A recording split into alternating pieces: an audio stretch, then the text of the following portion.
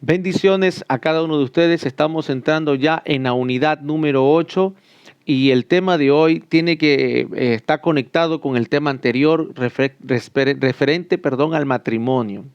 Referente al matrimonio. Es decir, cómo vemos, cómo podemos comprender desde un ámbito general, básico, fundamental, el tema del matrimonio para poder aplicar la consejería. Esto es importante entender y esto es importante aprender. En las clases anteriores nos hemos ido preparando como consejeros, qué disciplinas, qué salud espiritual y emocional tiene que tener el consejero frente a sus relaciones familiares, a su iglesia, a su relación con Dios y a su relación consigo mismo para poder estar sano al momento de dar la consejería. Porque dice que los enfermos no pueden sanar a otros enfermos. Un ciego no puede guiar a otro ciego. Necesario es que nos convirtamos en médicos, en personas expertise, en áreas en las cuales vamos a tratar las enfermedades. Una de esas áreas o los problemas en los cuales la sociedad está envuelta y está en decadencia nacen desde el hogar, nacen desde la familia, nacen desde la concepción del matrimonio. Y el matrimonio es uno de las instituciones más antiguas, pero al mismo tiempo más golpeadas en este tiempo, y que desde el principio Dios ha intentado proteger de una manera muy dedicada, pero el ser humano siempre echa a perder todas las cosas. Echó a perder el huerto del Edén bíblicamente, echó a perder la relación familiar desde el principio, pero Dios con los personajes, por ejemplo con Abraham, nos muestra que él volvió a comenzar de nuevo, volvió a comenzar con una familia, con un bebé llamado Isaac, volvió a comenzar con una pareja de viejitos, de ancianos, que se criaron juntos, fueron medio hermanos y luego se casaron y vivieron a una vejez muy grande y tuvieron un bebé llamado Isaac y Dios bendijo ese matrimonio. Yo siempre digo esto, o sea, porque dice que Sara lo trataba a él como mi señor, con qué respeto. Más adelante el apóstol Pedro dice que era una santa mujer, una piadosa, y que Abraham no había tocado a ninguna mujer. Si no fuera por la petición de Sara, él no hubiera tocado a ninguna otra mujer. O sea, la ley de Ur de los Caldeos, según el código de Hammurabi, decía que si una mujer es estéril, una esposa es estéril, podía tomar a una sierva o podía tomar una concubina o a una segunda o tercera o una cuarta esposa, las que él quisiera o pudiera mantener. Pero Abraham no quiso relacionarse con las culturas que son basadas en el hedonismo, no quería sino en la piedad. Basar su matrimonio en la piedad. Y si su esposa no podía tener hijos, que entregarse a Dios en confianza. Por eso Dios lo eligió a Abraham, porque era diferente. Por eso Dios le llama amigo a Abraham, porque era diferente. Porque era un hombre justo. Porque se le llamó padre de la fe, porque no hubo como otro como él, que pueda tener esa vida intachable. Y siempre me pregunto, cuando yo veo a las parejas de matrimonio ya ancianos, hoy en día digo, ¿tendremos ese mismo trato? ¿Habrá ese mismo trato hoy en día en las parejas de ancianos, en las iglesias, como la tuvo Abraham con Sara, donde ella le dice mi señor y le trataba con alto respeto? Yo me he topado con personas a las cuales el respeto se va perdiendo con los años, se va perdiendo con la juventud, se va perdiendo con el deterioro del vigor y de las capacidades que tengamos para ser recíprocos el uno con el otro. La confianza se va perdiendo, el respeto se va perdiendo, la admiración se va perdiendo, empiezan a aparecer el desprecio, empieza a aparecer el fastidio, empiezan a aparecer las intolerancias, empiezan a aparecer algunas cosas negativas de lo que 1 Corintios 13 dice. El amor no es jactancioso, es lo negativo. Empiezan a aparecer jactancia, irritabilidad, envidias, celos. Empiezan a aparecer un montón de cosas negativas que fraguan. Pero ahora, ¿cómo se llega a esa parte negativa? Puede ser que el principio del matrimonio no se trabajó, no se lidió, y luego o nos separó nuestros hijos. La etapa de crianza, la etapa de cuidado, la etapa de provisión y de proveedor y cuidador, de repente creó un abismo entre la pareja y nos mantiene unidos la convicción de la familia.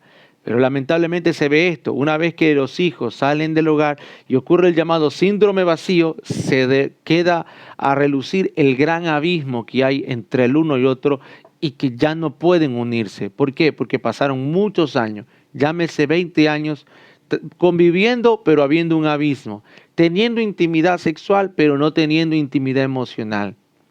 Llega un punto en el que la intimidad sexual se vuelve parte de las necesidades, pero luego lo que al principio era el resultado de un afecto emocional y luego parte de la necesidad, solo se quedó como parte de la necesidad y se olvidó de la parte de la intimidad emocional. Entonces se hizo un hueco o se hizo un gran abismo, un gran cisma, como le llama la Biblia, es decir, un abismo profundo en donde al final de la edad, entre los 45 y 50 años, aparecen las tentativas de divorcio. ¿Por qué? Porque ya no pueden vivir juntos. Entonces sienten que el uno no se realizó igual que el otro. Entonces llegó el momento en el que se separen y cada uno coja por su lado. Son crisis que pueden pasar, son crisis que pasan en el ámbito del mundo, llamémoslo de esta manera, en el ámbito social a nivel general, pero también son crisis que atacan a los hermanos dentro de la iglesia. Y algunos por la Biblia, algunos por la fe y algunos por el llamado, no quiero desagradar a Dios, prefieren vivir de esa manera, pero en un estado de esclavitud, en un estado de esto es lo que me tocó y tengo que seguir. Pero Pablo cuando habla en 1 Corintios dice que Dios no nos llamó a estar en estado de servidumbre. El matrimonio no es para que sea un estado de esclavitud, de obligación. Al fin y al cabo, Él es la paz que excede todo conocimiento. Él es el amor que excede todo conocimiento, ni lo alto, ni lo ancho, ni lo profundo. Entonces, hay algo que tenemos que aprender porque el matrimonio hoy en día está siendo muy, pero muy atacado. Mire lo que dice el libro de Colosenses, capítulo 3. En el Colosenses, capítulo 3, nos habla de una nueva vida que tenemos en Cristo. Dice que el resucitado piensa en las cosas de arriba. Yo voy a leer del versículo 5, pero mire, dice, hay dos señales del resucitado. La primera dice que piensa en las cosas de arriba y segundo, que hace morir las cosas terrenales. Estas son las cosas que dañan el matrimonio y dañan el hogar. Cuando no tenemos nuestras convicciones en lo que es eterno, solo Dios puede proveernos a nosotros de la estabilidad para llegar a tener un matrimonio. Le pongo el ejemplo, como Abraham y Sara, hasta que la muerte los separe. Lamentablemente Ismael, el hijo de Agar, no pudo permanecer en el campamento. ¿Por qué? Porque no podía reinar o heredar el hijo de la esclava con el hijo de la libre. No se puede mezclar la esclavitud con la promesa. Y lamentablemente cuando llegamos al matrimonio y preguntamos, ¿existe todavía una promesa? ¿Hay una ilusión? ¿Hay una esperanza? Y decimos, no, quien ahora está gobernando es la esclavitud. El hijo de la esclava está en la casa. El hijo de la esclava nos está atormentando. Entonces, ¿qué dijo Dios? Saca a la esclava y a su hijo del campamento, porque no va a reinar. Entonces, el pensamiento del resucitado, de quien ha muerto para este mundo y está viviendo para Cristo, piensa en las cosas de arriba, tiene una esperanza, tiene una ilusión, tiene una expectativa, una convicción de que Dios va a hacer algo. Dios tiene control, pero al mismo tiempo está trabajando en hacer morir las cosas terrenales. Ahora sí le leo. Verso 5. Dice, haced morir por lo terrenal en vosotros. ¿Qué es lo terrenal? Fornicación, impureza, pasiones desordenadas, malos deseos y avaricia. ¿Qué es idolatría? Cosas por las cuales la ira de Dios viene sobre los hijos de desobediencia, en las cuales vosotros también anduvisteis en otro tiempo, cuando vivíais en ella. Pero ahora dejad también vosotros estas cosas. Ahí viene otra lista. ira, enojo, malicia, blasfemia, palabra deshonesta de vuestra boca. No mintáis los unos a otros, habiéndonos despojado del viejo hombre con sus hechos, y revestidos del nuevo, el cual conforme a la imagen del que lo creó, se va renovando hasta el conocimiento pleno. Entonces fíjese acá, que hay dos puntos que tenemos que ver aquí como enemigos del matrimonio y enemigos del hogar, en el cual lamentablemente las parejas sufren y sufren los hijos también, cuando no hay control de los apetitos carnales, cuando no hay control del placer. Entonces aparece el adulterio, fornicación. Todo esto tiene que ver con la inmoralidad sexual. Y la inmoralidad sexual trae mucho dolor a ambas personas en la pareja y a los hijos también. Porque los hijos quieren que sus padres estén juntos. Ellos no se sienten mal que papi y mami se den un beso o se abracen, pero sí se sienten mal si papi y mami están teniendo relaciones extramaritales, amistades en otro sentido, fuera del matrimonio. No comprenden esa parte, en ese no es el orden. Entonces, hacen morir estos enemigos del matrimonio. Y cuando Pablo habla en los Corintios, que tienen mucho cuidado porque Satanás anda tentando específicamente en esta área, anda tentando. O sea, este es uno de los enemigos, pero también habla de la idolatría. La idolatría, que dice la avaricia, que es idolatría. Pues avaricia, que tiene que ver, hermano, con no estar satisfecho. Tiene que ver con, hermano, no estar contento con lo que se tiene. Tiene que ver con anhelar un poco más. Tiene que ver no solamente con un asunto materialista. Hermano, yo conozco personas, hombres que se han sacrificado toda la vida trabajando por su familia, por sus hijos, pero su esposa no es absolutamente condescendiente con él. Es avara, le gusta vestirse, demanda gastos económicos, y el hombre solo tiene que trabajar y trabajar y trabajar para ella. Entonces llega un momento en el que esto cansa, fragua el matrimonio, la avaricia en uno de los dos. También la avaricia, hermano, tiene que ver con no estar contento con tu pareja, con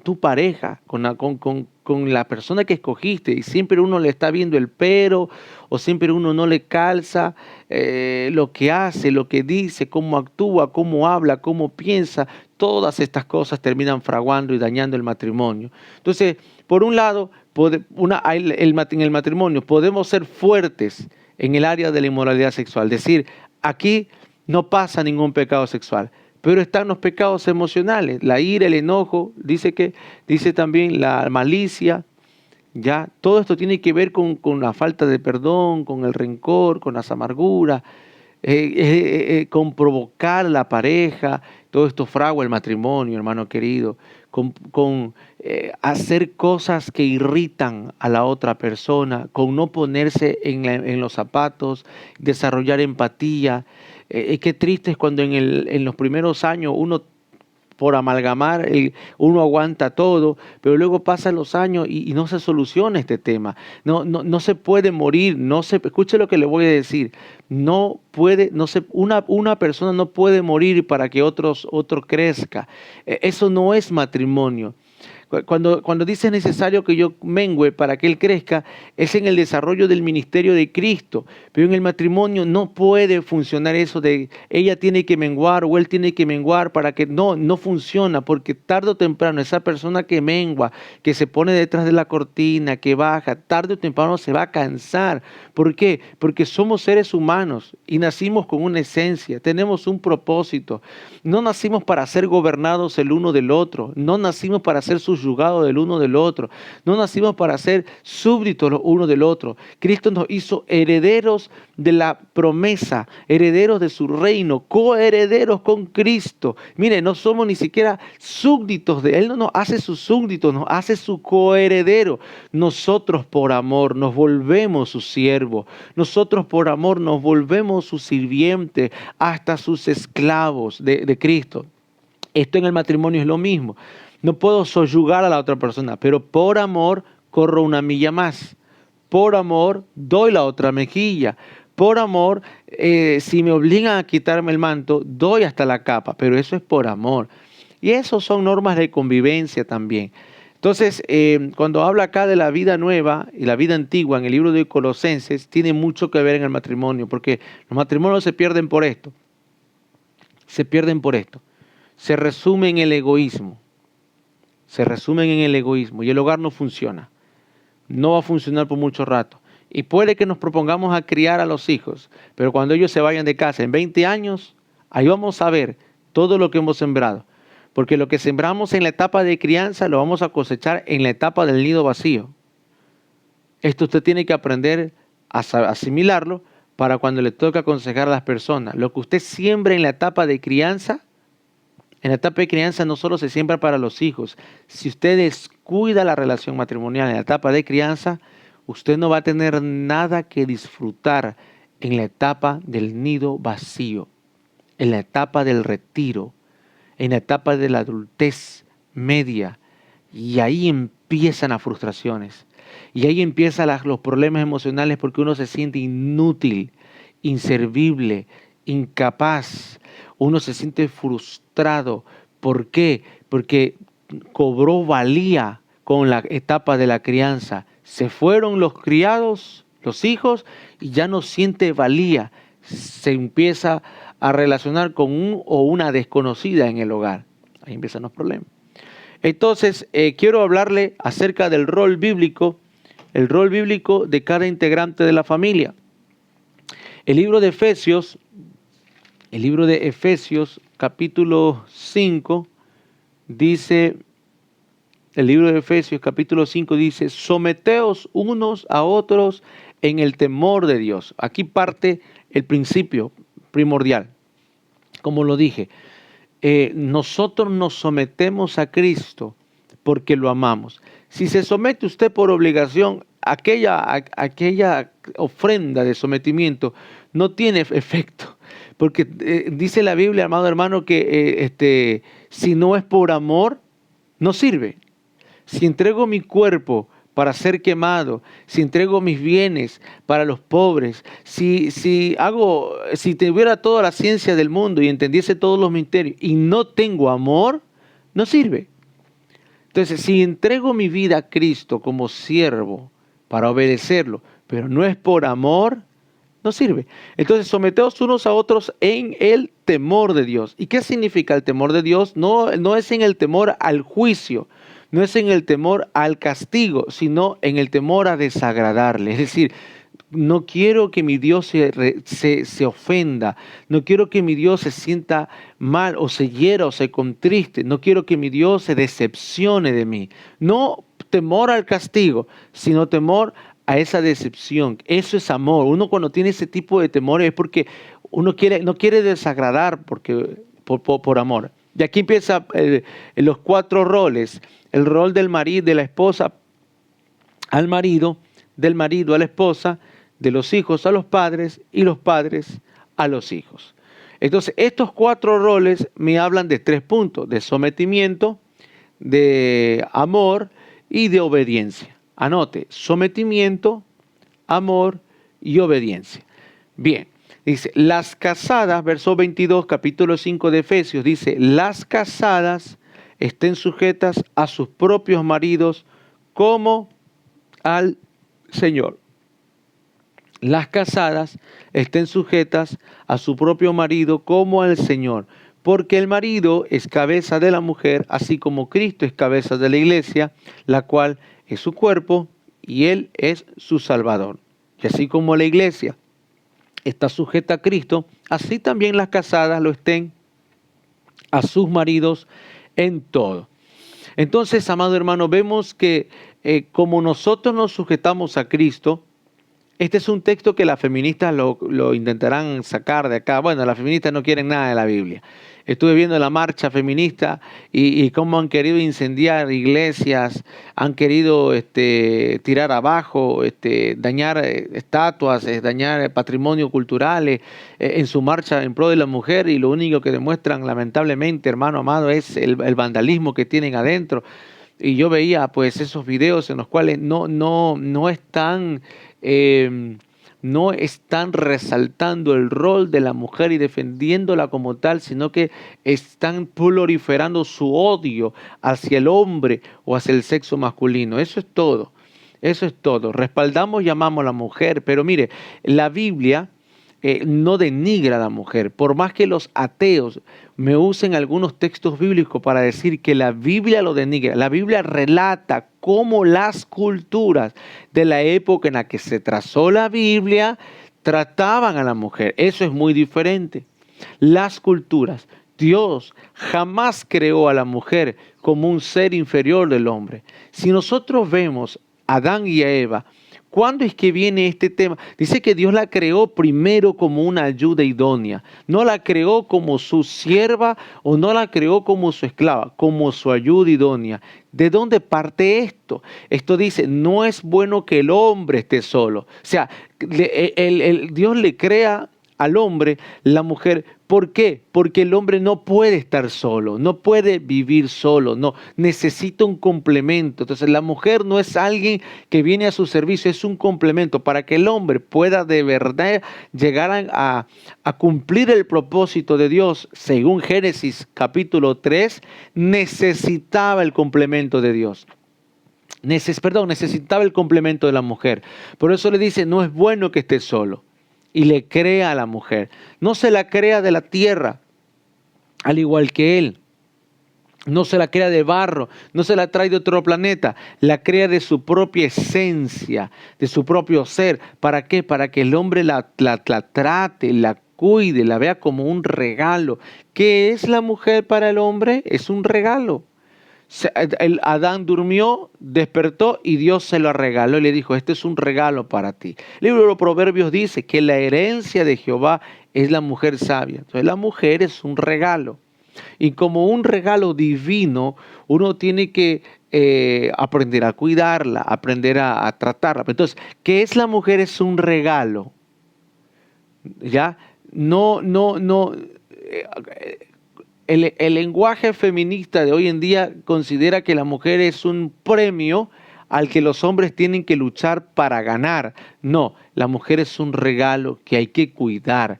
Las feministas de hoy en día dicen que no, que la mujer no necesita ser cuidada por el varón porque son autosuficientes, son autónomas, son empoderadas, son independientes, pero el Dios diseñó a la mujer para ser cuidada por el varón. De hecho, Pedro dice como un vaso más frágil. El hombre es un vaso frágil. El hombre es un vaso de barro que se puede quebrar en cualquier momento, pero la mujer es un vaso más frágil. Si el hombre es de barro, la mujer es como un vaso de cristal. Entonces, necesita cuidado. ¿Cuál es este punto que le digo? Cuando Dios creó a la mujer, la creó para que el hombre la cuidara. La creó como ayuda idónea para el hombre. Es decir, no puede vivir el hombre sin la mujer. La creó como su compañera, como su amiga, para que tengan total libertad, en plena inocencia. Jamás usted encuentra en el libro de Génesis, en esta primera pareja, en la que Dios le prohibiera a Adán el que pueda disfrutar de su mujer. No se le entregó para que sea una muñeca sexual solamente, no, sino que le dijo, disfruten, y en su disfrute procreen, tengan los hijos que quieran. Por eso no se la entregó con ropa para que tenga pudor, se la entregó desnuda para que el hombre esté feliz y contento ahí. Pero cuando es que vemos que viene el soyugamiento de la mujer, lamentablemente vino por causa del pecado. Fue la mujer la que desobedeció a Adán y desobedeció a Dios. Entonces, ¿qué hizo Dios? Castigar de acuerdo al marco de la desobediencia. ¿Y por qué ese marco? Satanás, a través de la serpiente, no pudo persuadir a Adán.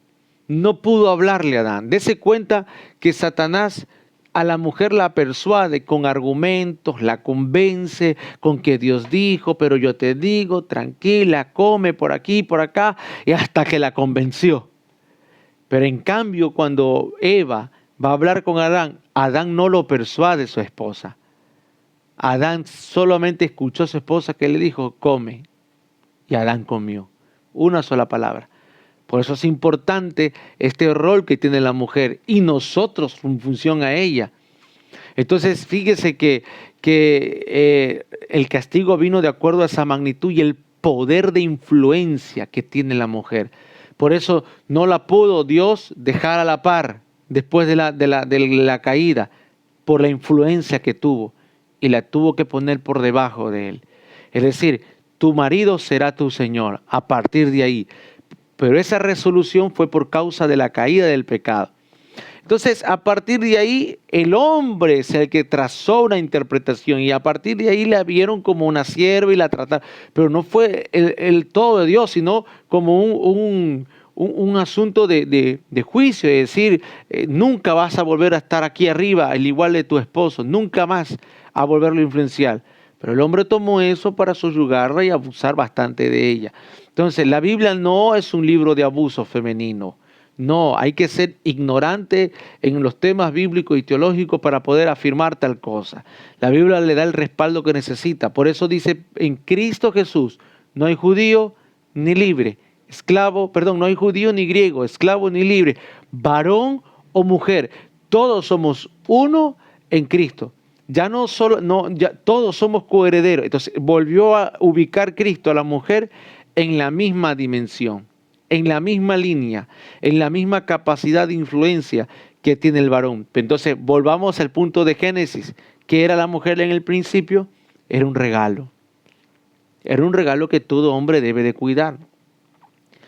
Ya, es una ayuda importante. Entonces, ahora, ¿qué es lo que dice Pablo? Dice, a ver, sujétense.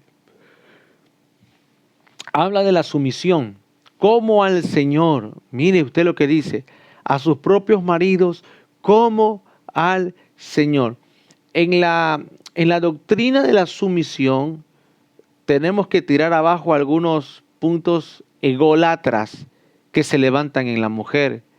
¿Ya? Y lamentablemente esto tiene que ver con el sistema de creencia. Vamos a hablar ya mismo de los puntos de conflicto, porque los puntos de conflicto en el hogar son los que desarrollan los sistemas de creencia. Entonces, muchas veces una mujer viene con un sistema de creencia en la que dice, a mí nadie me manda, a mí no me ordena, no soy tu sirvienta, no te voy a servir, no te voy a hacer tal cosa. ¿Por qué? Porque, sistema de creencia. Pero aquí dice, someteos como al Señor. ¿Le negaríamos algo al Señor que nos pidiera? Esa es la pregunta. Si viene el esposo del trabajo o viene o contesta de una manera, ¿cómo actuaría una mujer? ¿Cómo debería de actuar la mujer cristiana? Como al Señor. Mirar a su esposo como a Cristo. Eso es difícil. Eso es difícil cuando la egolatría gobierna en el corazón. Eso es difícil. Decimos que servimos y amamos a Cristo, pero ¿cómo lo demostramos el amor? Sí, una vez yo estaba hablando en la iglesia acerca de los niños y yo dije que todos los niños son pequeños Cristos. Y cuando nosotros los adultos tratamos mal a un niño, Jesús dijo, a mí me lo hacen. A mí me lo hacen. Entonces los niños son pequeños Cristos. Para una esposa, ¿quién es Cristo? Es su esposo. O sea, la figura, para que usted pueda demostrar su amor. Por eso aquí viene, personas que preguntan, dicen, ¿a quién es necesario obedecer? ¿Al pastor o al marido? Si el marido es inconverso y el marido le dice, no quiero que vayas a la iglesia, pero el pastor dice que hay que ir a la iglesia, ¿a quién se le hace caso? Yo escucho pastores decir, primero tienes que hacerle caso al Señor. Bien, ¿cuál Señor? ¿Dónde está reflejado el Señor? Bíblicamente hablando, está reflejado en el marido, no en el pastor. Pero los pastores dicen el Señor iglesia, el Señor culto, el Señor lo que se hace en la iglesia. Dice, y que ese tipo de rebelión, es decir, de insujeción al marido, Dios sí la aprueba, porque tú lo haces con una buena causa. Entonces yo entro en una discrepancia teológica aquí, en el sentido hipócrita, porque yo digo, un momento, o sea, ¿en qué momento por agradar a Dios, estando en el culto, termino transgrediendo un mandamiento que Él dio? Él dice sujetado a los esposos, o sujetado a los pastores. ¿A quién me sujeto? ¿Al pastor o al esposo? Ahí entra un mandamiento de primer grado o de segundo grado. ¿Quién es más importante? Los dos nos vamos a sujetar. Entonces, cuando el pastor no conoce bien lo que significa la ley de la primera mención, que es decir, ¿qué se mencionó primero? Comete el error de aconsejar mal a sus feligreses. Entonces, la ley de la primera mención hubo la pareja. No habían pastores al principio, era la pareja. Entonces, siempre la primera mención es el rol matrimonio-hogar. Y luego aparecieron los pastores. Entonces, siempre yo le he aconsejado a los hermanos, si su esposo no quiere que venga, por favor quédese en casa.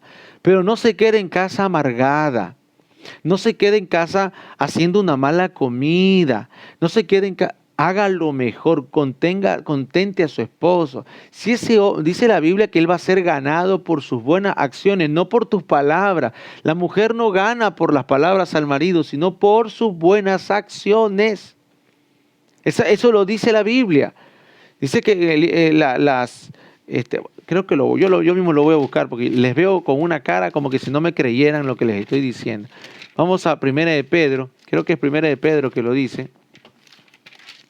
Déjeme ver. Primera de Pedro, capítulo 3. Asimismo vosotras mujeres estad sujetas a vuestros propios maridos, para que también los que no creen en la palabra sean ganados sin palabras por la conducta de sus esposas, considerando vuestra conducta casta y respetuosa. Vuestro atavío no sea el extremo, en peinados ostentosos, de adorno, de lujoso, sino el interno, el del corazón incorruptible, ornato del espíritu afable y apacible, que es de gran estima delante de Dios. En otras palabras, le está diciendo que la mujer tenga un espíritu amable, tierno, apacible. Yo no considero esa parte. Las hermanas a las que su esposo está enojado y dice, no vayas a la iglesia hoy día, y se quedan en la iglesia, se quedan en la casa y son una mezcla de Jezabel con Atalía y Herodías juntas, hermano amado, se quedan haciendo destrozos con una boquita así como de elefante que le van creciendo, así, hermano. O sea, ¿de qué decir? Y el texto sagrado dice, en la misma Biblia en la que te dice, no dejando de congregarte como algunos tienen por costumbre, y que te dice, someteos a vuestros pastores, en la misma Biblia te dice cómo tienes que comportarte con tu esposo. Entonces sigue hablando, porque también en otro tiempo, aquellas santas mujeres esperaban en Dios, estaban sujetas a sus maridos, como Sara obedecía a Abraham, llamándole Señor, de la cual vosotros habéis venido a ser hijas. Wow. Entonces usted ve aquí algo interesante. ¿Cuál es el rol de la esposa? Pues la sumisión. Y todo esto es una doctrina que uno tiene que aprender a enseñarle. No es machismo, hermano. En el Evangelio no existe ni el feminismo ni existe el machismo. Existe la teología, que es el estudio de Dios en todas nuestras áreas. En este caso, el área del matrimonio. Entonces, ¿cómo Dios envía bendición a un hogar si su voluntad no se está haciendo? Lamentablemente interpretamos voluntad de Dios con asistir a la iglesia o hacer muchas cosas en las cuales no tiene que ver con el ganar almas para Cristo. La prioridad de ganar las almas primero es tu casa, primero es nuestra casa, nuestra familia, ser testigos, porque ese hombre que es inconverso y fue ganado por tus buenas obras, ese hombre luego que es conquistado, quizás el hombre es chismoso, el hombre le gusta hablar. Cuando tiene problemas en el hogar, el hombre va a donde tenga que ir, trabajo, amigo, y dice, estoy harto de mi casa, de mi hogar, mi mujer es un demonio, dice que va a la iglesia, dice que es evangélica, pero es un demonio, solo reclama, solo rencilla y esto y lo otro.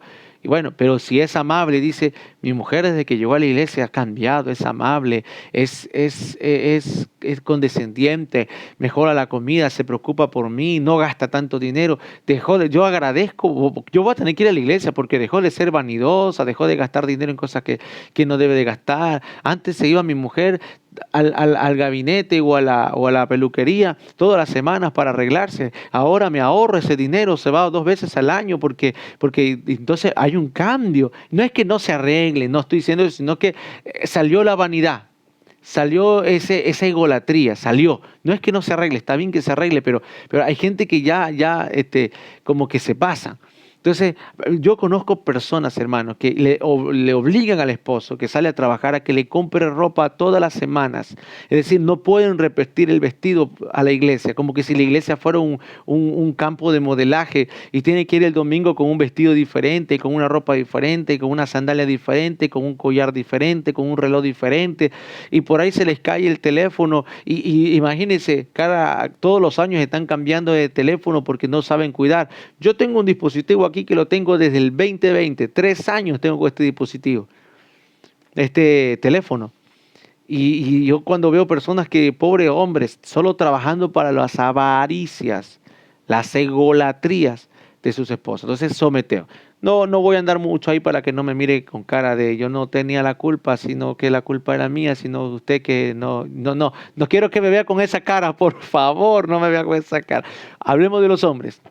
El rol del marido a la esposa, que dice el libro de Efesios, dice: maridos, amad a vuestras mujeres, así como Cristo amó a la iglesia y se entregó a sí mismo por ella, para santificarla, habiéndola purificado en el lavamiento del agua por la palabra, a fin de presentarla a sí mismo una iglesia gloriosa, que no tuviese mancha ni arruga ni cosas semejantes, sino que fuese santa y sin mancha. Así también los maridos deben amar a sus mujeres como a sus mismos cuerpos, porque el que ama a su mujer, a sí mismo se ama.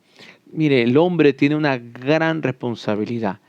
La mujer no va a rendir cuentas por el hogar, no va a rendir cuentas por el matrimonio. Es el hombre el que va a rendir cuentas por el hogar y va a rendir cuentas por el matrimonio. Así como Cristo es el que dice: presenta a la iglesia sin mancha, sin arrugas, sin contaminación. El marido presenta a su mujer sin mancha. ¿Qué cosas manchan a la mujer? Pues lo que hablamos al principio, las inmoralidades sexuales van a terminar hiriéndola. Dice el libro de los Proverbios que el que comete adulterio es falto de entendimiento, falto de inteligencia. Y dice que la afrenta nunca se acaba. El dolor que tiene una mujer cuando hemos sido infiel nunca termina. Cuando se le ha levantado la mano y se le ha golpeado, el trauma que se le genera, la violencia física, doméstica, verbal, todo aquello, hermano amado, nos va a ser demandado. ¿Por qué? Porque nuestro trabajo es presentarla como Cristo nos presenta, purificarla como Cristo la purifica. En este caso, la mujer, como se los dije anteriormente, no convence al hombre con sus palabras, lo convence con sus acciones, con su conducta, con su espíritu tierno. No hay cosa más linda cuando una mujer sabe cómo conseguir de su esposo las cosas, con un espíritu tierno. En cambio, el hombre la convence con las palabras, con amor en todo lo que hace. Entonces, va teniendo esas acciones amorosas, positivas, como las que habla el libro de Primera de Corintias, Primero de Corintias, que dice que es sufrido, es benigno, es amable, no busca lo suyo, todo lo positivo. Entonces, de esa manera purifica al hombre, el esposo, la purifica a la esposa con el amor. Por eso va en el libro de Primera de Pedro, capítulo 3, sigue diciendo: vosotros maridos, igualmente dice, vivid con ella sabiamente. Este es otro punto, mezclar el amor con la sabiduría. No nos manda a nosotros a entenderlas. Es difícil entender a una mujer, o sea, es una cosa casi imposible lograr entender qué le molesta, qué le fastidia, qué le alegra, qué le entristece. ¿Por qué? Porque la mujer es un cúmulo de emociones, un cúmulo de hormonas vivas, un cúmulo del resultado del sistema de creencias que puede tener. El hombre es muy áspero, muy radical. El hombre tiene la habilidad de callar la voz de su conciencia en un chasquido, pero la mujer no. La mujer no. Nosotros los hombres podemos llorar un ratito porque se nos murió un animalito, un perrito. La mujer se trauma, se condena y porque es muy emocional. Entonces, pero él dice, vivid con ella sabiamente. Así que dependerá de nosotros, los varones, el hombre, tratar de buscar la sabiduría que solo proviene de Dios. ¿Para qué tratar? Dice, dando honor a la mujer como a vaso más frágil. Es decir, que este asunto de cuidar a la mujer. No sé a dónde vamos a llegar con esta sociedad que quiere quitarnos ese rol. Un tiempito atrás estuve viendo una campaña que se estaba haciendo en redes sociales en tema de los gimnasios, donde decían que las mujeres se sienten acosadas por los hombres que van al gimnasio, se sienten miradas, se sienten, qué sé yo, acosadas. Y lo tomaron a mal. Yo le digo una cosa, o sea, yo fui al gimnasio hace algunos mesecitos, y ahora no estoy yendo al gimnasio, por salud estoy yendo al gimnasio, y yo tengo el pecado o el error de ser curioso, o sea, yo soy muy imprudente al ser curioso. No ando viéndole los cuerpos, la parte íntima a la mujer, no, sino que en este sentido digo, wow, cómo le levanta más kilos que yo. Y yo cuando miro y estoy pensando en mi cabeza, digo, Dios santísimo, cómo tiene fuerza para levantar esa cantidad de peso. Y yo con esto poquito me voy quedando. Entonces yo miro, pienso en mi cabeza y me río. Entonces yo digo, ¿a dónde vamos a llegar con eso? Donde ellas piensan que se la está acosando, a la larga vamos a un gimnasio donde todos nos observamos y nos admiramos el uno al otro. Entonces estuve viendo que la contracampaña es cuando vayas a un gimnasio y veas a una mujer que se esté cayendo con una pesa y no la ayudes, a menos que te pida ayuda, no la ayudes. No te pongas de caballero. Entonces, nos están tratando de decir es esto. No le tratemos a la mujer como vaso más frágil, porque ahora ellas están interpretando esto como acoso. Bueno, entonces traigamos un equilibrio. No nos expongamos ante otras mujeres, pero enseñémosle a nuestras ovejas, a nuestros hermanos, a que traten a sus esposas y que a sus hijas y a sus hijos enseñarles a tratar así a sus parejas. Y quizás a través de la familia, poco a poco volvamos a recuperar el sistema social del trato entre los hombres y las mujeres. Ahorita como está, es un gran peligro. Dice que las tratemos como vaso más frágil, y como a coherederas de la gracia de Dios, no siervas de nosotros, coherederas de la gracia de Dios, para que vuestras oraciones no tengan estorbo. Entonces, este es un punto importante de entender que la responsabilidad de la mujer, número uno, es la sumisión. Y la responsabilidad del hombre es el amor. Es el amor. Y tiene que saberlo conllevar y tratar. Tercero, tiene que ver con los hijos a los padres. Y eso trata de la obediencia. Capítulo 6. Dice, hijos, obedeced en el Señor a vuestros padres porque esto es justo.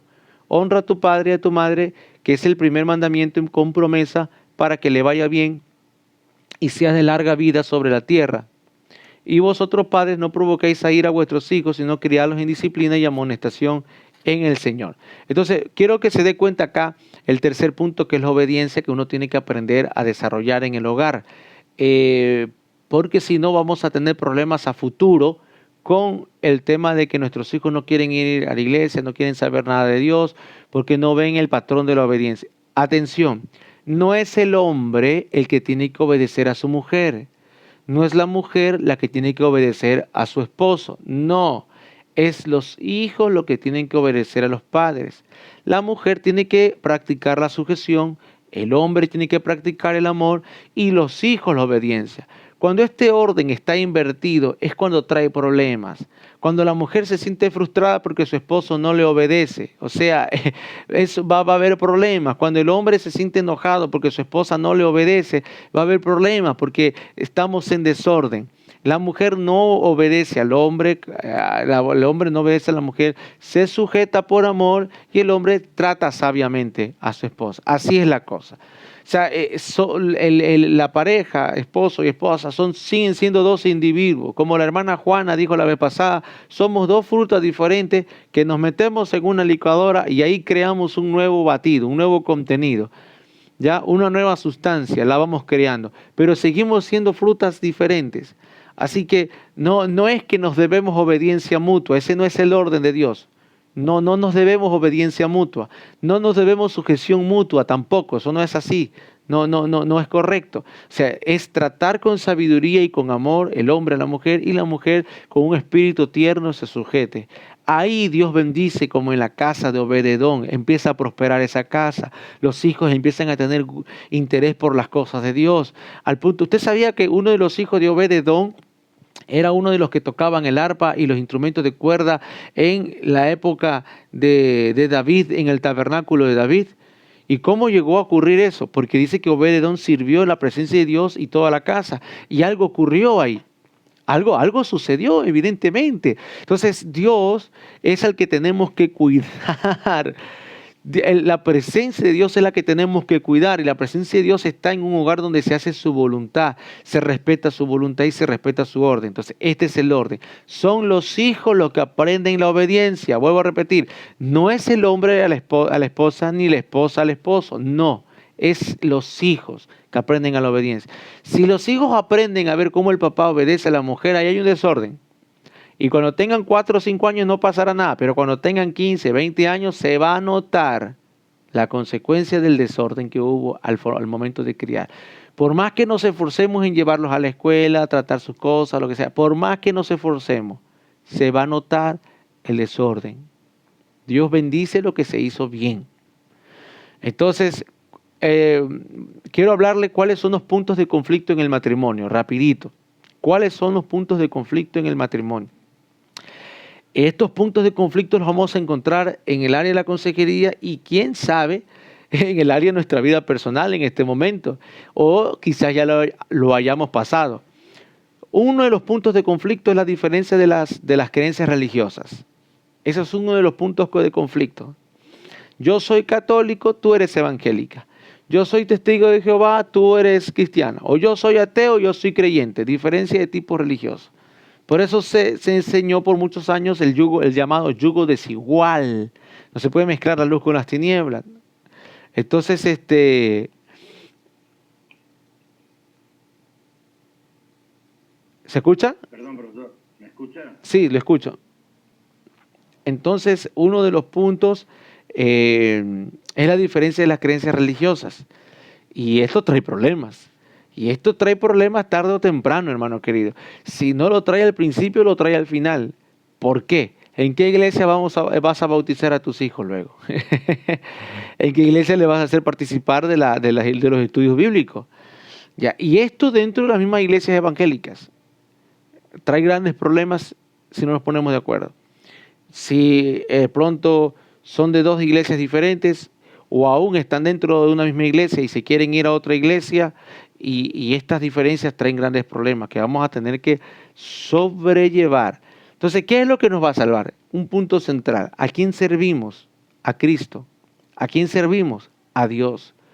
O sea, no vamos a perder nuestro matrimonio porque no nos ponemos de acuerdo en qué iglesia nos vamos a congregar. Vamos a encontrar una solución. Un tema, lo que va a prevalecer dentro del hogar son los puntos de acuerdo. Hay que llegar a un acuerdo. No es que yo tengo que complacer solo en las decisiones que el otro toma. No, hay que llegar a un acuerdo. Los acuerdos se deben de respetar. Y en temas, por ejemplo, de la diferencia de creencia religiosa, hay que llegar a un acuerdo. Eso usted tiene que derivar a su aconsejado. Siempre llegar a un acuerdo. Si no te gusta mucho mi iglesia, entonces vámonos a buscar otra iglesia. Si no te gusta, y a mí no me gusta tu iglesia, y a ti no te gusta mi iglesia, entonces partamos de un punto medio. Busquemos a Cristo y busquemos que Él nos guíe a otra iglesia, entonces, qué sé yo. Pero hay divorcios que se dan o separaciones que se dan cuando esto no se pone de acuerdo. ¿Por qué? Porque no puede la esposa arrastrar al esposo a un lugar donde él no quiere ir. Y no puede el esposo arrastrar al esposo a un lugar al cual ella tampoco quiere ir. Entonces, punto de acuerdo. Ahí no puedo manipular y decir, sométete o sujétate. O si me amas tanto a mí, anda conmigo a esta iglesia.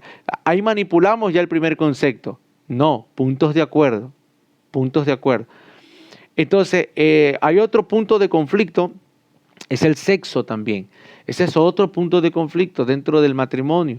Está el extremo en el que considera que el sexo hay que tenerle mucho cuidado y que solo fue hecho para la procreación y no para nada más. Y ahí entonces se llevan a unos grandes extremos de la falta de planificación familiar o miedos por no tener sexo y todas estas cosas. O está el otro extremo de considerar al sexo como un elemento netamente básico bajo la consigna de si tú no me das a mí lo que yo necesito, tú no satisfaces mis necesidades físicas, pues entonces yo voy a buscar en otro lado.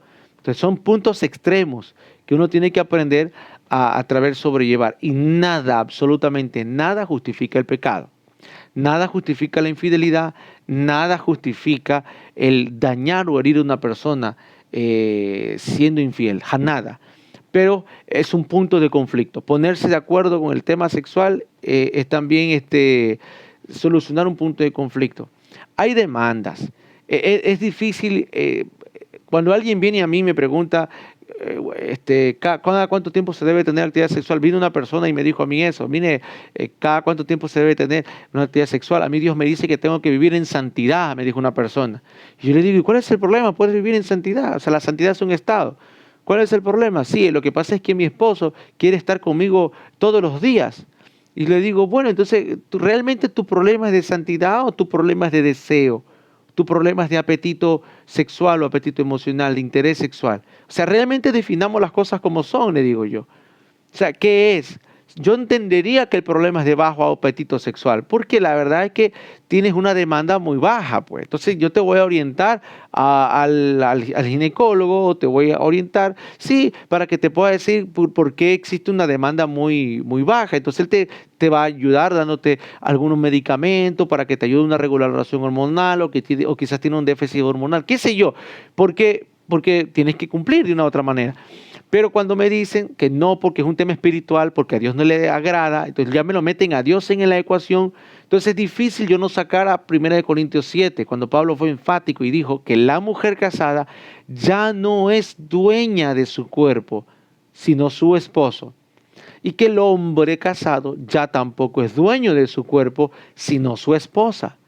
Ahí se me cae abajo todo concepto espiritualoide o espiritual que me quieran decir, es que yo quiero estar en santidad.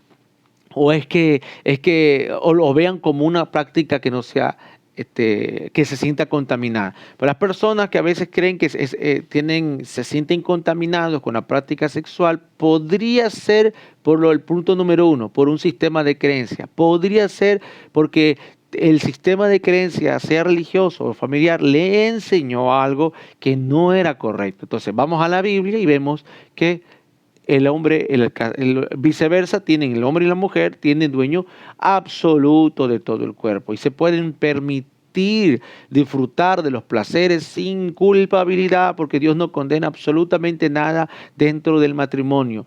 Pueden gozar y disfrutar, dice el libro de los Proverbios, de la mujer de tu juventud. Y no darse mucho espacio, porque también Pablo es consciente de que cuando hay falta de intimidad sexual, se presta para la tentación. Vuelvo a repetir, no justifico la infidelidad, pero eso no significa, hermano amado, que exista la tentación que esté latente en la mente, en los ojos, en las emociones. Y bueno, cuando una persona no tiene actividad sexual regular, se despierta el mal genio, como un mal humor del cuerpo, porque no se ha resuelto como tal. Entonces sí, este es un punto de conflicto tremendo, tremendo. Y yo he visto gente que se ha separado porque han considerado, hay grandes desacuerdos, se han separado notablemente. Hombres que tienen un sistema de creencias súper rígido, y que consideran que la esposa no puede ni siquiera desnudarse delante de él y consideran súper rígido y terminan separándose porque en su afán o creencia de que de esa manera agradan a Dios, terminan separándose de la pareja. Otro punto de conflicto es las finanzas.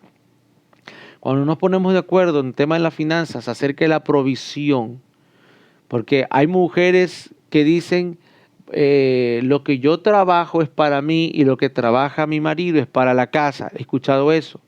Bueno, la pregunta sigue siendo la misma que al principio. ¿Hay acuerdo con eso? ¿O es una imposición de la mujer? ¿O es una imposición de uno? ¿Hay acuerdo?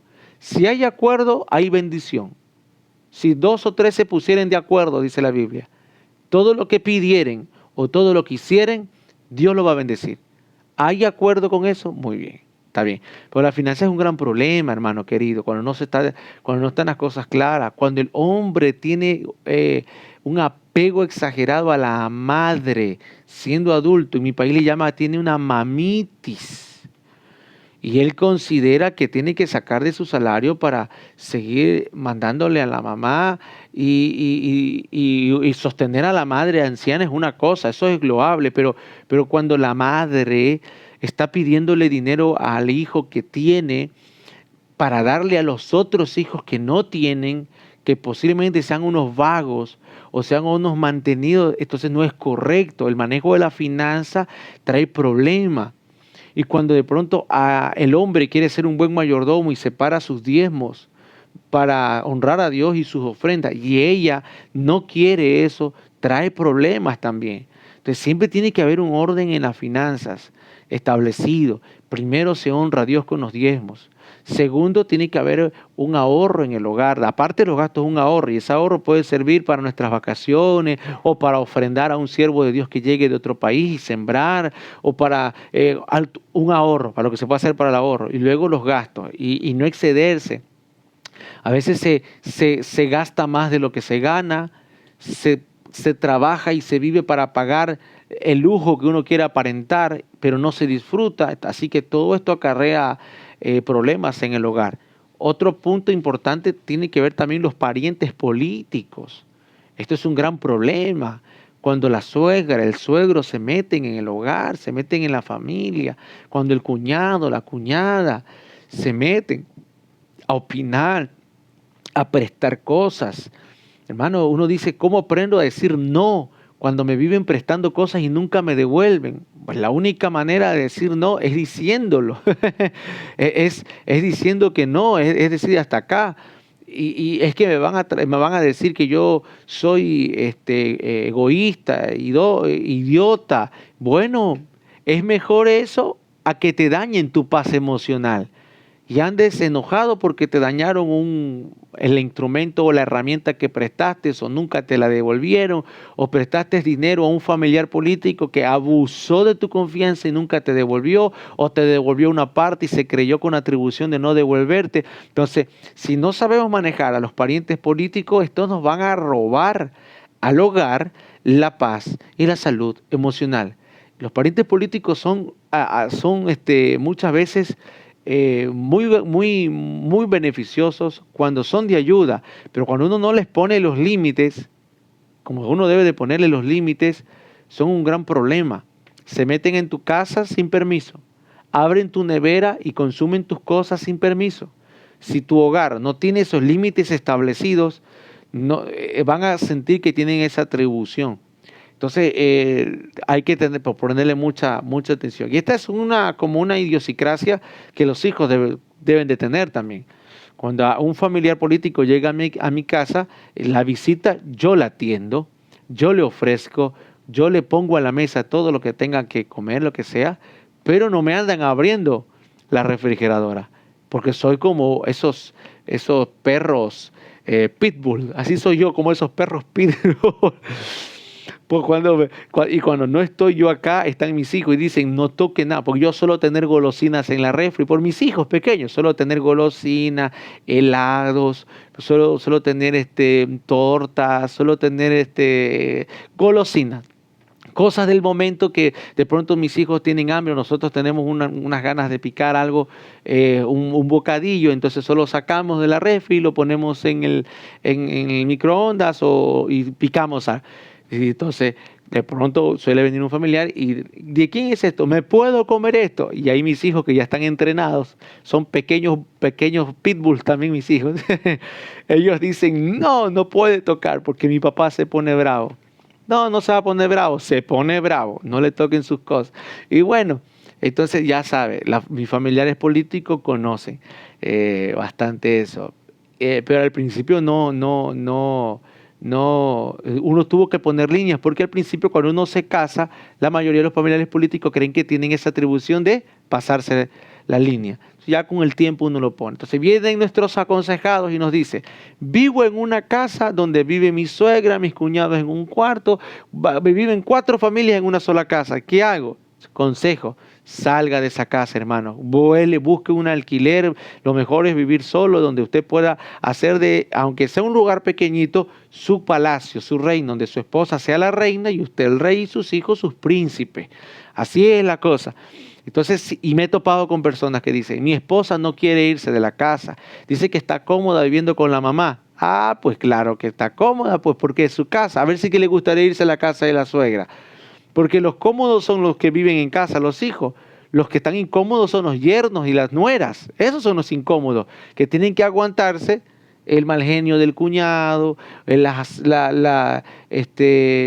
sé yo, las discrepancias dentro del mismo lugar. Y bueno, entonces los parientes políticos son también causa de conflicto. Otra causa de conflicto son el manejo del tiempo libre, ¿verdad? Yo conozco personas que dicen, en mi tiempo libre me voy a jugar fútbol con mis amigos. Y la esposa espera un tiempo libre para ella. O el esposo espera un tiempo libre para él, pero a ella le gusta andar de farra o con las amigas. O lo que es común en los evangélicos, mi tiempo libre, la iglesia. Mi tiempo libre, la iglesia. Mi tiempo libre, tenemos ayuno. Hay feriado, pastor. Hay feriado, hay tiempo libre. Ayuno y vigilia te ponen ahí. Pero no hay tiempo libre para la familia. Entonces, también yo enseño esto. Tiempo libre necesario es para el hogar y también para la pareja que se distribuya. No digo que no hay que ir a la iglesia, sino que todo tiene su tiempo. Eclesiastés capítulo 3 lo dice. Hay un tiempo libre para darle a los deportes, al ocio, a la vida social, a la iglesia. Y un tiempo libre que lo necesita el hogar. Cuando el tiempo libre no está bien distribuido, va a causar estragos. Hijos que van a estar en buenos colegios y en buenas universidades, pero con padre ausente, madre ausente. Un esposo que tiene una mujer, sí, con la que se puede acostar a dormir o puede tener relaciones sexuales cuando él quiera tenerlas, sí, pero emocionalmente ausente el uno del otro. ¿Por qué? Porque, mire, ya pasamos a la parte del sexo. No todo es sexo. No todo es sexo. Hay un momento en que uno quiere conversar. Quiere este intercambio emocional. Porque conforme pasan los años, más se valora esa convivencia. Más se valora ese respeto entre lo que yo pienso, entre lo que yo idealizo. Ese respeto, mucho más cuando uno va creciendo. Quizás cuando uno recién comienza el matrimonio y va los primeros días, uno está feliz con el interior en las manos diciendo, vamos a tener sexo que da miedo.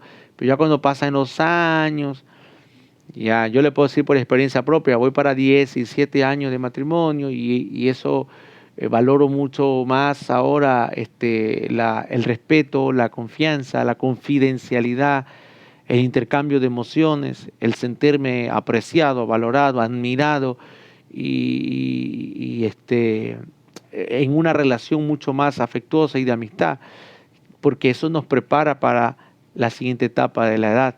Entonces, el tiempo libre es muy importante que lo sepamos distribuir.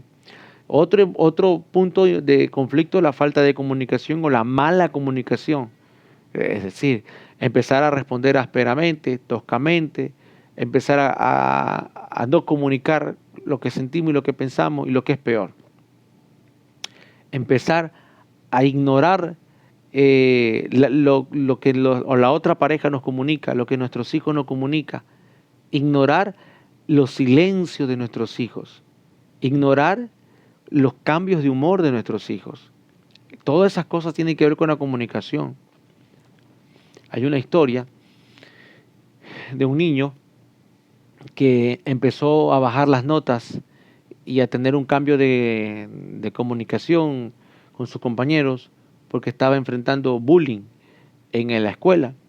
La psicóloga lo valora y le dice que, bueno, después de hacer un examen psicológico y de personalidad, un examen de personalidad, pues dieron que el niño tiene una tendencia a los vicios, tiene una tendencia a las adicciones en el futuro. Llamaron a los padres y le dijeron, el niño tiene una personalidad de tendencia a las adicciones, tiene una muy baja autoestima y hay que tratarlo. Ahora, los padres se enojaron con la psicóloga y le dijeron si mi hijo es amado. Y claro, era amado por los padres, pero no habían detectado la falta de comunicación del niño, que sufría bullying en la escuela. Entonces, lo sacaron al niño de esa escuela y ignoraron la prueba que hizo la psicóloga. Lo pusieron en otra escuela. Con el paso del tiempo, el niño siguió con los mismos temas y le dijo a la mamá un día, mami, yo no me veo en este mundo, yo no quiero saber nada de este mundo, le dice, yo creo que mejor me voy con Dios. Quería suicidarse. Y la mamá ahí lo vuelve a poner a un psicólogo y lo lleva a un psiquiatra, le tratan el tema y el niño le pide perdón a la mamá por lo que le dice, pero le hace esta promesa, mami, yo no me voy a suicidar ahora, dice. Voy a hacer todo lo que tú me digas que haga. Voy a los tratamientos, la medicina, lo que sea, pero cuando yo me vaya a suicidar, le dice, yo te lo voy a contar, te lo voy a decir. La mamá, como diciéndole, sí, mijito, está bien, lo que tú digas, no tomando en cuenta la comunicación que le está dando él. El muchacho creció, se hizo un joven y efectivamente cayó en las adicciones de las drogas. Cayó en las adicciones de las drogas hasta el punto en el que volvió a necesitar ir a un psiquiatra y ahí recién se acordó lo que cuando era un niño le salió ese test de la personalidad, que tenía una personalidad de adicciones. Entonces él le trató el tema de las drogas y le volvió a decir a la mamá, mamá, yo no me veo como tú, con un hogar, con esto y con lo otro, así que yo me voy a suicidar, pero no ahorita. Yo te lo voy a decir. Y volvió el tema del suicidio. Entonces la mamá preocupada con él, le iba al psiquiatra para que le atendiera y le dijo, yo me voy a tomar todas las medicinas y todo lo que me pidas, pero yo no me veo. Él era soltero, no tenía absolutamente relaciones con nadie. El tiempo pasó y parece que se curó el muchacho. Es decir, se curó de las adicciones. Parece que se curó el muchacho. Y un día está con la mamá. Ellos vivían en un condominio, creo yo, un piso 26, 25, algo así, en un condominio. Y se acerca a la mamá y le dice, mami, hoy es el día. Hoy me voy. Vengo a despedirme de ti porque hoy es el día. Y entonces la mamá no le comprendió, no le entendió lo que le decía. No, mijito, tranquilo, ya te va a pasar, te voy a ver tus pastillas. No, mamá, la abrazó, la besó y le dijo, no, hoy es el día y solo vine a despedirme de ti, mami. Chao, le dice. Quédate aquí, dice que estaban llorando. La mamá estaba llorando por lo que le estaba diciendo. Entonces, solo la mamá se fue al baño a lavarse la cara, a sacudirse la nariz. Y cuando regresó, ya no lo encontró ahí en la casa, no lo encontró en la sala y dijo, ¿dónde se fue? ¿Dónde se fue? ¿Dónde se fue? Y cuando se asomó por el balcón se había lanzado del piso 27 hacia abajo y se mató. Ya cuando él vio a la gente ahí que lo rodeaba y ella se dio cuenta que era su hijo y bajó y efectivamente era su hijo. Se lo dijo desde que era un niño, mami, yo me quiero suicidar, no me veo en este mundo. Y lo cumplió cuando ya era un joven adulto. O sea, nunca negó, nunca no cambió nunca su discurso, hubo un problema evidente en la comunicación. Si lo hubieran tratado desde que era un niño, ¿qué te pasa, hijo lindo? ¿Qué pasó? ¿Qué te sucedió? Que venía desde ahí arrastrando un tema del bullying, porque el bullying es peligroso, hermano. Es peligroso, por eso no lo debemos de fortalecer el espíritu de nuestros hijos y cuando vemos algo como eso en niños corregirlo porque es peligroso, puede marcar y dañar de por vida a una persona, herir una personalidad. El acoso sexual es peligroso, cómo se le daña la personalidad y la infancia en los niños por un tío, por un abuelo, por un profesor, por un padrastro, por un adulto que le dañó la inocencia y de por vida esa persona no puede tener una vida. Y ocurren casos como estos de suicidio y cosas así. Así que la comunicación es un tema. Los hijos también es un punto de, de conflicto en varios aspectos. Número uno, en los hijos naturales de uno, es decir, naturales de la pareja, en el cual no nos ponemos de acuerdo. Sigue siendo el punto de inflexión el ponerse de acuerdo. No nos ponemos de acuerdo en cómo los vamos a criar. En que no le grites a mi hijo porque es el bebito, en el que no le castigues porque es mi bebito. O sea, no nos ponemos de acuerdo, creamos problemas. ¿Hay problemas con los hijos naturales en no ponerse de acuerdo? Sí. También hay problemas con los hijos que no son naturales y vienen de otra pareja. También hay problemas. ¿Cómo lidiamos cómo lidiamos con esos hijos que los tomamos para vivir en nuestra casa, pero son hijos de la otra pareja? Y luego estamos con esa incertidumbre. Si tú tienes niñas y tu pareja tiene un niño, y hay ¿cómo lidiamos? ¿Cómo criamos? O sea, hay que ser educados para adoptar a ese niño como hijo de uno y enseñarle a ese niño valores. No sea que un día crezca y se enamore de tus hijas, por ejemplo. Ese es un punto de conflicto también. Otro punto de conflicto son los hijos naturales que no viven contigo en el hogar, que no viven con nosotros. Es decir, que viven con la mamá o viven con el papá. Y ya esta es una siguiente pareja. Y también, yo he visto eso. Mire, hermano, se lo confieso con mi boca, sí. Yo conocí una persona que danzaba, brincaba, profetizaba, que era más religiosa que yo, les puedo decir así, hermano. Mire que hablaba en lenguas que daba miedo. Y yo siempre veía que el esposo estaba como afligido, amargado. Y un día le digo, hermano, ven acá, le digo, puedo hablar contigo. Él no congregaba en nuestra iglesia acá en Guayaquil, era de otra iglesia, de otro país donde yo solía ir a visitar. Pero un día yo lo agarré y le digo, ven acá, ¿quieres conversar? ¿Quieres hablar? Porque percibí que tenía una carga. Entonces me comentó y me dice que vive un infierno con su esposa. Pero la mujer usaba un toldo, hermano amado. ¿Usted sabe lo que es un toldo? Es una cosa que se ponen desde el cuello hasta la punta de los pies. Y danzaba en el culto en la iglesia y profetizaba y hablaba en lengua. Y me dice, ¿cuál es el problema? Me dice, yo tengo un hijo fuera del matrimonio. Antes de casarme con mi esposa, yo ya tenía un hijo fuera del matrimonio, el mayor. Y tengo un gran problema. ¿Por qué? Porque me tengo que pasarle a él, a mi hijo. Y él es próspero, él es empresario, gana mucho dinero. Me dice, pero mi esposa me hace la vida imposible cuando tengo que pasarle el dinero a mi hijo. Pero le digo, hermano, esa es tu responsabilidad. Eso no tiene que meterse tu esposa. Tu esposa tiene que ver que a ella no le falte nada y a sus hijos no le falte nada. Tú como papá tienes que responder a tu hijo mayor. Sí, pero ya, mi hijo quiere estudiar en la universidad, dice. Y él me propuso que quiere trabajar y todo el tema, pero no le alcanza para la universidad. Entonces, él dice, yo tengo dinero, dice. Y yo le quiero pagar la universidad, por lo menos ayudar, pero mi mujer no quiere. No, y es un problema. Me inventa gastos, me inventa temas y me quita todo lo que tengo como porque sabe que le tengo que dar a mi otro hijo. Y no entiendo. Yo digo, esa es una actitud anticristiana. Pero la vieras en la iglesia. La vieras en la iglesia, hermano, cómo brincaba.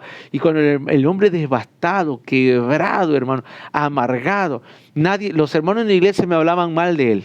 Los hermanos en la iglesia me decían, ese hermano es amargado, ese hermano es irritable, ese hermano no les puedes pedir un favor porque siempre está con el mal genio. Y yo que soy humano y digo, algo tiene que tener y por eso el que es amargado, hermano, es consecuencia de, yo creo, la Biblia nos enseña la causa y efecto. El que siembra cosecha, causa y efecto. Entonces yo digo, esta causa de la amargura, este efecto, perdón, de la amargura tiene que haber sido detonado por una causa. Entonces ahí le pregunté, ¿qué te pasa? Y me contó eso. Le digo, mira, tienes que hacer lo que tienes que hacer. Pásale a tus hijos, pásale al otro, ayúdalo. Si quieres ser un buen padre, ayúdalo a él a terminar su carrera universitaria.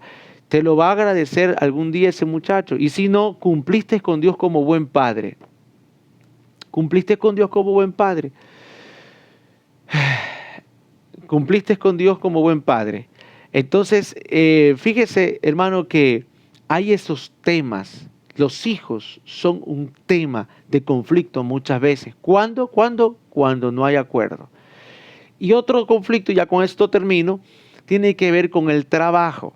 Tiene que ver con el trabajo y también tiene que ver con el tema del acuerdo, en ponernos de acuerdo quién va a trabajar, quién va a poner todo el dinero para la distribución del hogar, quién va a pagar qué cosa, quién va a pagar alquiler, renta, colegiatura, cómo nos distribuimos el tema de la provisión del hogar. Bíblicamente el que provee en la casa es el hombre. Eso lo dice la Biblia, bíblicamente hablando. Pero pues también existe el poder del acuerdo en el cual los dos pueden trabajar para proveer. Y de hecho, hoy en día, para poder sobrevivir, los dos tienen que trabajar porque lamentablemente el costo de la vida se ha incrementado en el que una sola persona llega a trabajar no alcanza. Si le queremos dar una buena educación, una buena vivienda, un buen estado de salud y un buen estado de alimentación, necesario es que trabajemos porque hay que pagar los seguros médicos de todos, la renta que eso va de por sí, la colegiatura que conforme vamos teniendo hijos se va incrementando y conforme van creciendo. La escuela es un grado de economía, el colegio es otro grado, la universidad otro grado de economía. Entonces va creciendo. Así que el tema del trabajo es ponerse de acuerdo y también esto es un tema de conflicto. ¿Por qué? Porque si no sabe conducir la esposa o solo hay un vehículo, ponerse de acuerdo en quién me lleva, quién me trae, en dónde vengo y todo eso es un tema que uno tiene que ponerse de acuerdo. Entonces, lleguemos a un solo punto. Creo que les hablé, déjenme ver, les hablé de la diferencia de creencias, sexo, finanzas, parientes, tiempo libre, comunicación, hijos, trabajo. 8 puntos les acabo de hablar, que tiene un punto en común, que es el acuerdo. Que prevalezca en el hogar el acuerdo y Dios va a bendecir y Dios va a honrar. La Biblia respalda el acuerdo. Si pudiera darle el título a esta clase, que la comencé diciendo Consejería Bíblica y el Hogar, creo yo que mejor le voy a cambiar el título de la enseñanza y le voy a decir el poder del acuerdo en el hogar. El poder del acuerdo en el hogar, porque en esto se fundamenta todo y vamos a ser bendecidos. Espero que esta enseñanza haya sido de mucha bendición a tu vida y te invito a que la vuelvas a retroceder o que la vuelvas a ver para que, ya que capturaste un paneo general, al volverla a extraer, agarres las partes principales en las cuales Dios te pudo haber hablado. Nos vemos en la siguiente unidad para hablar acerca de unas tácticas y una consejería práctica en la siguiente unidad que le quiero hablar acerca de, ya en el ámbito aplicativo, algunos puntos prácticos para que usted pueda ser efectivo en el tema con sus aconsejados. Nos vemos en la siguiente clase.